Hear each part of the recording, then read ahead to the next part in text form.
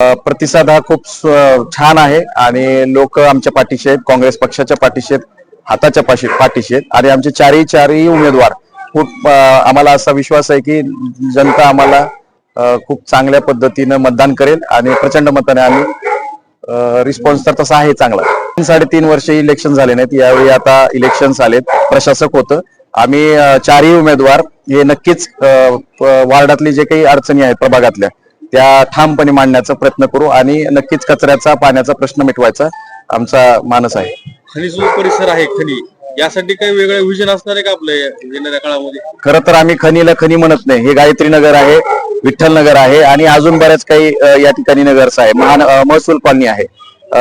मी म्हणतो की हा जो परिसर आहे हा लातूरला पोशिंदा म्हणायला काही हरकत नाही. इथले सर्व लोक करून खाणारे आहेत आणि नक्कीच या ठिकाणी डेव्हलपमेंट आम्ही खूप चांगल्या पद्धती करणार आहेत. इथे नालीचे प्रॉब्लेम्स आहेत ते करणार आहेत आणि इथं जे काही आहे समाज मंदिर आहे, त्याच्यानंतर मंगल कार्यालय, हॉस्पिटल आहे, हे आदरणीय अमित विलासराव देशमुख साहेब व काँग्रेस पक्षाच्या वतीने या ठिकाणी झालेले आहे. भाजपचे कोणी इथं आलेलं नाही ना, फिरकलं नाही ना आणि इथून पुढे कधी काही मला तर दिसणार नाही. मला तर गेल्या वेळी 4 उमेदवार होते, त्यातले एक उमेदवार तर भाजपचे 3 नगरसेवक होते, त्यातले एक नगरसेवक आज तागायत आमच्या या भागातील कोणालाही दिसलेला नाहीये. तर तुम्हाला त्यांचं माहित कळत असेल किंवा भाजप काय करू शकतो आणि काय करणार. अतिशय निष्क्रिय लोक आहेत आणि जे काही इथं विकास झालाय तो काँग्रेस पक्षाच्या वतीनं झालेला आहे, अमित साहेबांच्या वतीनं झालेला आहे, काँग्रेस पक्ष आणि हाताच्या वतीनं झालेला आहे. आणि आदरणीय विलासराव देशमुख साहेबापासून जे दिलीपराव साहेब असतील, अमित साहेब असतील आणि संपूर्ण या ठिकाणी काँग्रेसचे नगरसेवक राहिलेले आहेत, ते सर्व काँग्रेसच्या नगरसेवकांनी या भागातील लोकांचा विकास केला आणि हे जनतेला माहिती आहे, या परिसरातल्या नागरिकाला माहिती आहे. म्हणूनच ते आज एवढ्या मोठ्या संख्येनं उत्साहानं आमच्या पाठीशी आहेत, काँग्रेस पक्षाच्या पाठीशी आहेत. या ठिकाणी मला ठामपणे सांगावं, काय विकासाचं विजन असणार या प्रभागासाठी? आम्ही स्वच्छ, सुंदर आणि सुरक्षित हा प्रभाग करणार आहोत, हे विजन आमचं आहे.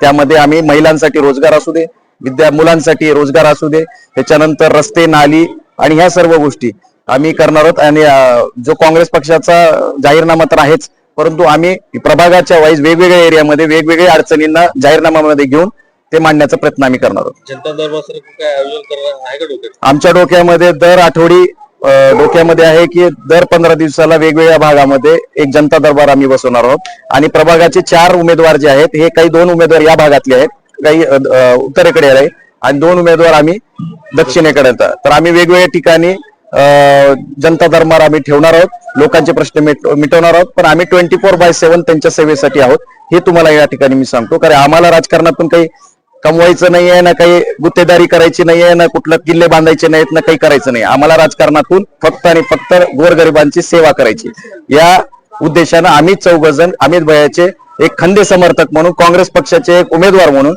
नक्कीच चांगलं काम करणार आहोत. अतिशय सुंदर असा प्रतिसाद आम्हाला लाभलेला आहे. प्रभाग क्रमांक 14 मध्ये फक्त काँग्रेसच येणार हे आम्हाला आता दृढ निश्चय झालेला आहे.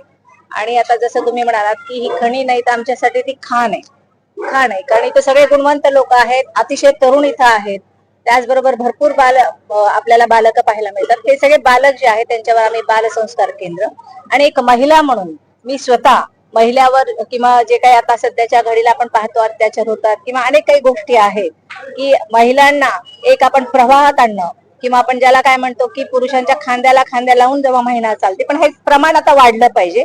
खऱ्या अर्थाने ते 50% आपण आरक्षित म्हणतो, पण आता ते जवळजवळ जेवढ्या महिला आहेत 100% महिलांनी स्वतः काहीतरी यावं, स्वतःचं अस्तित्व निर्माण करावं, या दृष्टिकोनातून आम्ही प्रयत्न करणार आहोत. त्यामुळे आम्हाला असं वाटतं की खणीतली जे लोक आहेत, खणी म्हणजे सौभाग्याची खाण आणि निश्चितच आम्हाला ते संक्रांतीचं विजयी रूपी वाण आम्हाला ती आमच्या पदरी घालणार आहे, हे आता आम्हाला दृढ निश्चय आहे.